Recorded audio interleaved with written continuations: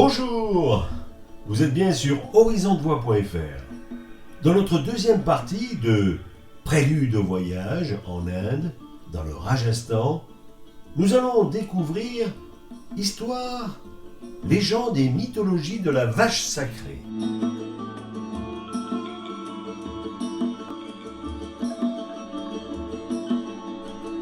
Dès l'arrivée à Delhi, votre regard se pose non seulement sur cette foule de gens qui arpentent les rues étroites dans un vacarme en tout genre, où cette multitude de rickshaws aux klaxons débridés ne vous laisse aucun répit de calme.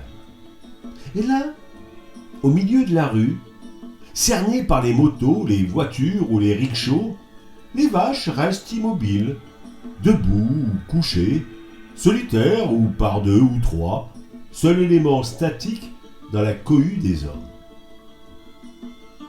Allongés, immobiles, aux regards inexpressifs, plusieurs vaches et zébus vous empêchent de passer, non pas par agressivité ou par manque de courtoisie, non. La vache est vénérée et elle veut tenir son rang. Non, tout simplement parce qu'elles prennent toute la place dans ce passage délicat, débordant d'objets de cuisine, de vases en terre cuite et de quincaillerie, où le commerçant vous regarde d'un air souriant. Les oreilles de ces zébus pendent, indifférentes au vacarme, aux cris, aux klaxons, aux moteurs. Chacun de leurs gestes est longuement calculé, médité entre des yeux mi-clos, aux paupières à demi baissées et aux longs cils dorés. Lorsqu'enfin elles bougent, les femmes s'écartent en resserrant les plis de leur voile, les véhicules les évitent, un passage se dégage pour elles. Depuis des siècles, elles acceptent avec noblesse les marques d'attention, le respect qui les entoure.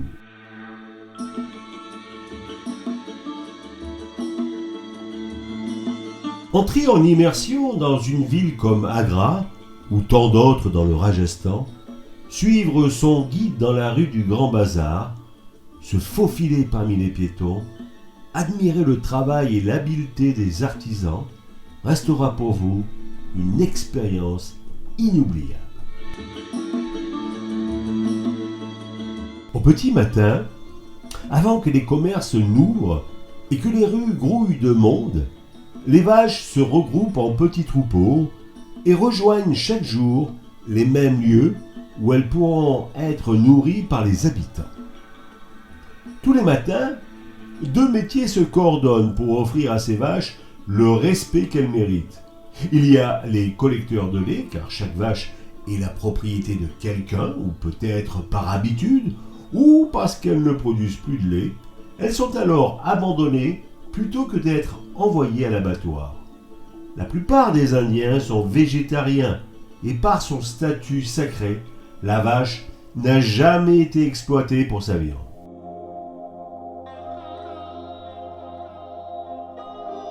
Chaque soir, il y a aussi ces femmes de castes inférieures qui coupent de l'herbe dans les champs environnants et ramènent leurs fagots d'herbe encore imprégnés d'humidité de la veille dans ces ruelles pour vendre leurs récoltes aux résidents.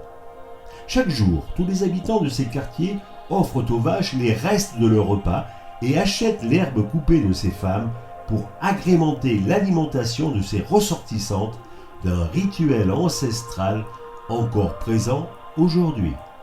Le fait de nourrir ces vaches sacrées, surtout les jours de fête, chaque hindou attire à sa porte une vache pour lui donner des friandises et pour gagner un meilleur karma par un acte de piété. Par ce don et ce respect à la vache sacrée, il participe ainsi à une économie qui permet à chacun de gagner chaque jour sa vie grâce à cet équilibre social, à ce rituel religieux et permet aux vaches vagabondes d'être nourries. Mais vous allez me demander pourquoi ces animaux sont devenus sacrés. En fait, les vaches sont là depuis toujours. Go Mata, qui est le don de vache aux brahmanes, sont les mères. En fait, lorsque les Maharajas ont commencé à frapper les monnaies, qui étaient utilisées en ville par les marchands, sachant que la richesse dans les campagnes ne s'exprimait encore que par le nombre de vaches que la famille pouvait posséder. La vache devint alors une monnaie d'échange contre des marchandises, des services ou en dot à l'occasion du mariage de leur fille. Les vaches étaient là au début de l'humanité, avant les pyramides des Égyptiens, avant les lois d'Hammurabi, 6e roi de Babylone, appelé le guérisseur pendant la période de 1750 avant Jésus-Christ. Et les vaches ont toujours été au plus près des hommes, car les vaches nourrissent les humains par cette richesse naturelle qu'elles possèdent, le lait.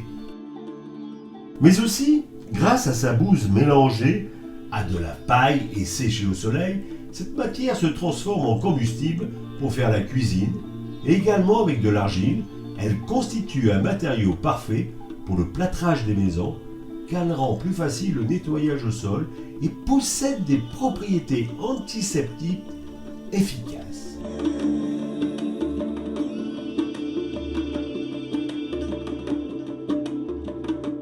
Si l'on se réfère à la mythologie de Vishnu et à sa 8e incarnation, Krishna, son histoire raconte que lorsqu'il gardait son troupeau de vaches, Krishna jouait de la flûte pour les divertir.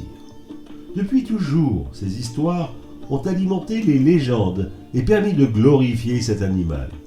Chaque hindou aujourd'hui perpétue cet acte de piété en prenant soin de la vache qui a été sanctifiée par la religion hindouiste. Une autre histoire nous est proposée qui donne à la vache son caractère sacré. Elle est basée sur la croyance des hindous qui ne peuvent atteindre le paradis qu'après avoir franchi la rivière mythique en tenant la queue d'une vache. D'autres animaux en Inde sont sacrés, comme le singe, le cobra, le taureau et le paon, car chacun d'entre eux est associé à un dieu. Mais la vache occupe depuis toujours le premier rang.